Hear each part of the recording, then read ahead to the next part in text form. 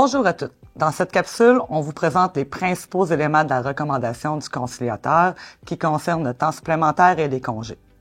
Évidemment, on vous présente un résumé puisqu'on ne peut pas faire une présentation exhaustive en quelques minutes.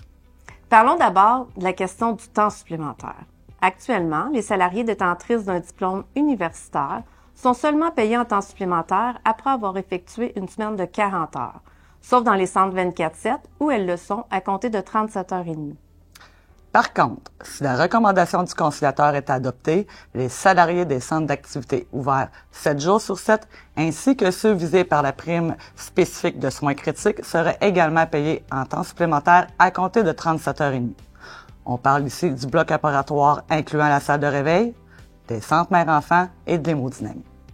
Aussi, dans sa recommandation, le conciliateur prévoit l'introduction du taux double pour les quarts de fin de semaine.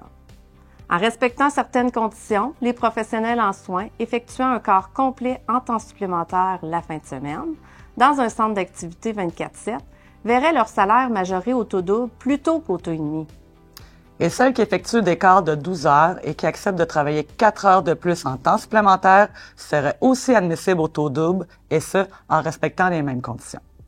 Pour ce qui est du TSO, la recommandation du conciliateur prévoit l'introduction d'un outil qui nous donnerait de nouveaux leviers pour faciliter la lutte contre ce fléau dans le réseau de la santé. Il serait dorénavant inscrit dans la convention collective que l'employeur prend les moyens pour éviter de faire appel au temps supplémentaire obligatoire. Le temps supplémentaire obligatoire n'est exigé que dans les situations d'urgence et exceptionnelles qui se présentent. Parlons maintenant des congés. Le conciliateur recommande de devancer l'obtention d'une 5e semaine de vacances annuelles. Dès leur 15e année de service, les professionnels en soins pourraient bénéficier d'une 21e journée de vacances annuelles. Par la suite, l'accumulation des journées supplémentaires serait devancée pour que la 5e semaine de vacances soit obtenue après 19 ans de service au lieu de 25, comme c'est le cas actuellement.